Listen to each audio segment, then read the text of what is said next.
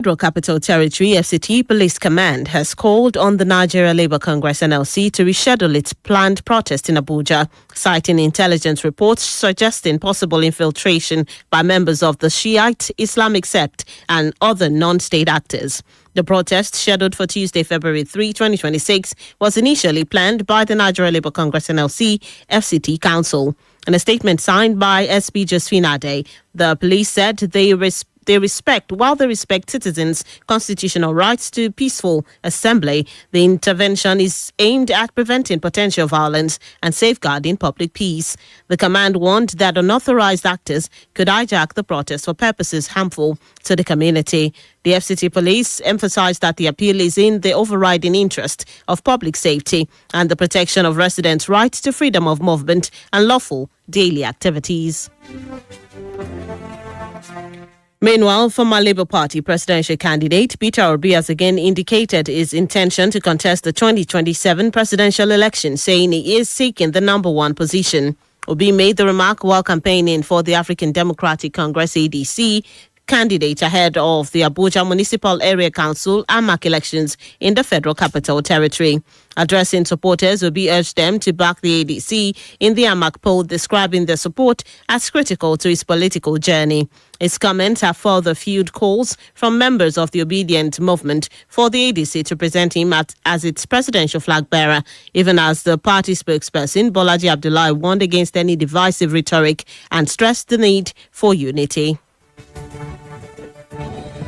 Moving on, the Minister of Defense, General Christopher Musa, retired, has revealed that he was among the intended targets of the recently foiled coup plot against President Bola Tinubu, saying the conspirators planned to arrest or shoot him if he resisted. Musa made the disclosure during a national television interview aired on Sunday and reported by Diamond FM today.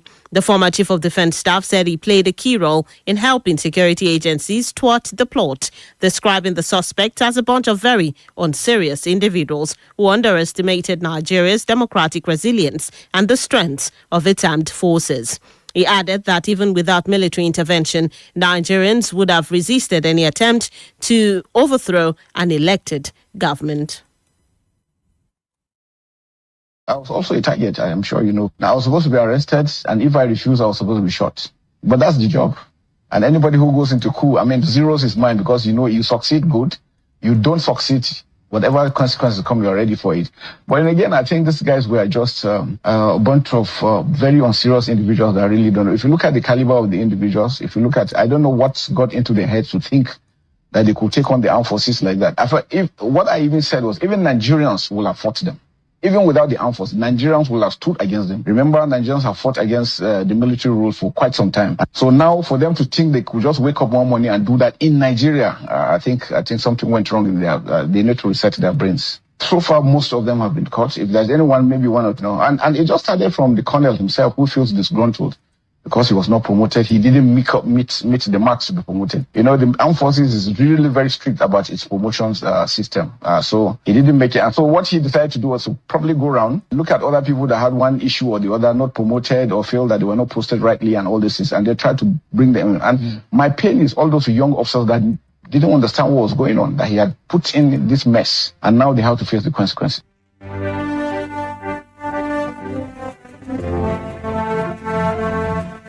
Senior Advocate of Nigeria and human rights lawyer Femi Falana has criticized the Nigerian Senate over repeated delays in passing the Electoral Act Amendment Bill, warning that the actions could undermine the credibility of the 2027 general elections. Speaking on national television reported by Diamond FM today, Falana faulted the Senate's decision to set up another committee to review the bill already passed by the House of Representatives in December 2025.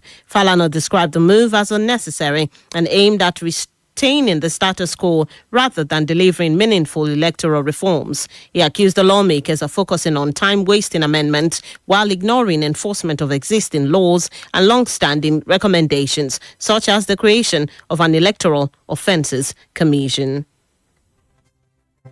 Clearly, from the conduct of both chambers of the National Assembly, it is very clear that the members simply want the status quo retained. This rigmarole is meant to give the impression to Nigerians that proposed electoral act is being addressed, whereas while the National Assembly members were on holidays, there were three crucial issues that could really have abridged their holiday. From the look of things, the bill would be passed rather belatedly, would then be told under the law, as well as under the provisions of democracy and a protocol on democracy and good governance of ECOWAS. You cannot amend an electoral act in 6 months to the election. From the look of things, it's been proposed that we should have this election in November this year, so that we're going to have 6 months to conclude election petitions, because the popular position, that election petition didn't end until about 10 months after the election. We now want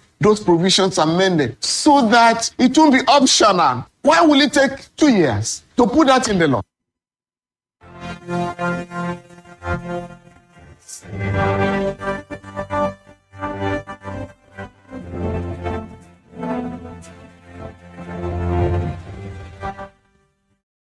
Still on the local scene, Onitsha Main Market, Anambra State's largest commercial hub, reopened on Monday following a one-week closure ordered by Governor Chikuma Soludo.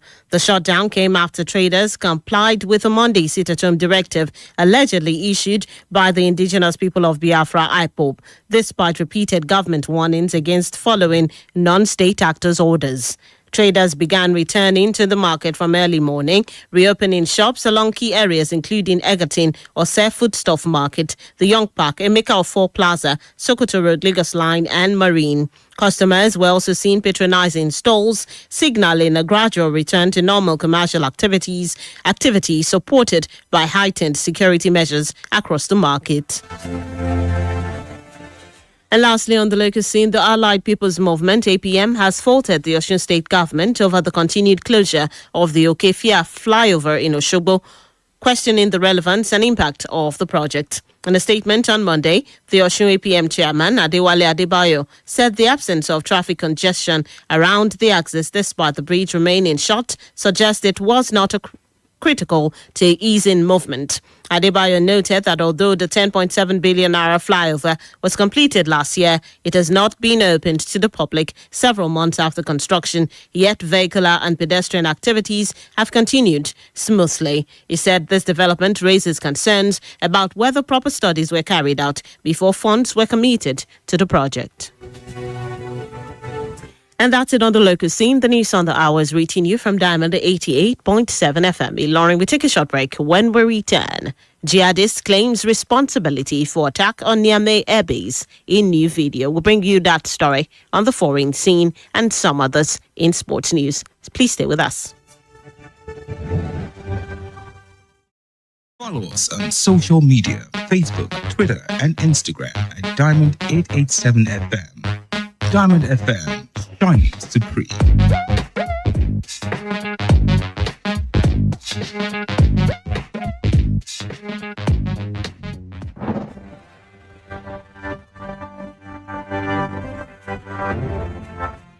Welcome back from that break. If you're just joining us, you're still listening to the News on the Hour, reaching you from Diamond 88.7 FM. Lauren, before that break, we brought you local stories. Now we move on to the foreign scene.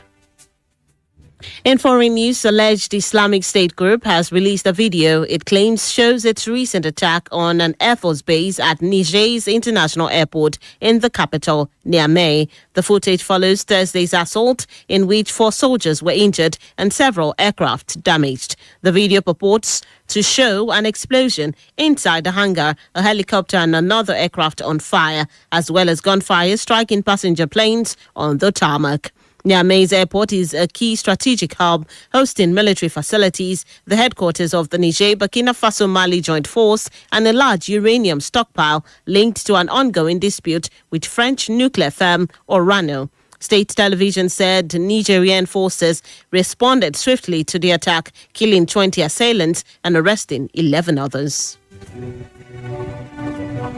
Still in foreign news, Cuba's government has firmly denied recent accusations by the United States that it poses a security threat to Washington, insisting instead that it seeks cooperation and peaceful dialogue with its northern neighbor. In a statement on Monday, the Cuban Ministry of Foreign Affairs said the island does not support or harbor terrorism and reaffirmed its willingness to engage with the U.S. on mutual interest based on international law. The denial comes amid escalating tensions following the U.S. military's controversial capture of Venezuelan President Nicolas Maduro last month, an event that has intensified pressure on Cuba and disrupted its access to Venezuelan oil supplies. U.S. President Donald Trump's administration has described Cuba as an unusual and extraordinary threat to national security and threatened tariffs on countries supplying oil to the island, moves that Havana has criticized as unjustified and provocative. And that's it on the foreign scene. Moving into the world of sports. South Africa's Minister of Sports, Arts and Culture, Gayton Mackenzie, has clarified that no decision has been taken to change the host of the 2026 Women's Africa Cup of Nations, WAFCON, following comments made by Deputy Minister Peace Mabe suggesting South Africa was ready to replace Morocco. Mabe said South Africa has made itself available to host the tournament, citing its strong infrastructure, hospitality capacity, and experience from hosting major events such as the 2010 Men's World Cup and the recent G20 summit. However, McKinsey said in a statement hours later that Morocco remains the officially designated host, explaining that South Africa has only expressed willingness to support the Confederation of African Football (CAF) if alternative arrangements become necessary as part of CAF's routine contingency planning. Still in sports news, Atletico Madrid have reached an agreement with Atalanta for the transfer of Nigerian winger Ademola Lookman, who arrived in Madrid on Sunday to undergo medical tests ahead of finalizing his move. The 28-year-old is set to sign a 4.5-year contract, reportedly worth around €7 million per season. Atalanta will receive a guaranteed €35 million transfer fee with potential bonuses of up to €5 million. Lookman, who joined Atalanta from RB Leipzig, scored a memorable hat-trick in the club's UEFA Europa League final against Bayern Leverkusen the same year. And that's it in the world of sport. With that, we've come to the end of the news on the hour for today. But before we go, here is a recap of the major highlights. Nigerian governments share 1.969 trillion naira December 2025 revenue among federal government, states and local governments. FCT police urge NLC to reschedule protest over security concerns. Foiled coup, Defense Minister says plotters planned his arrest, shooting. Onitsha main market reopens after 1 week shutdown. On the foreign scene, jihadist claims responsibility for attack on Niamey airbase in new video. In sports news, WAFCON 2026, South Africa denies takeover bid, says Morocco still host. And those are the major headlines as brought to you this afternoon. Before we wrap up the news, we take a look at our Today in History segment. Did you know that on this day in the year 1942, Major General Johnson Agoyi Irosi, the second Nigerian head of state, was born? He became the head of state after the first coup and was assassinated in July 1966, counter coup. Now you know. For news coverage or information about happenings around you, kindly contact the Diamond FM newsroom number on 091 606 27526, 091 606 27526. Join us at 3 p.m. for the news flash and at 5 p.m. for the news across the world for a comprehensive bulletin. Log on to our website, www.diamondfm.net, to keep up to date with us from any part of the world. Download the app on Google Play Store and iOS Apple Store, Diamond FM. The news on the hour was edited by Adeyemi Adewale. I am Bisola Oduwole Suleiman. Thank you for listening to your shining supreme station. Please stay tuned for the news in Yoruba coming up shortly. Good afternoon and have a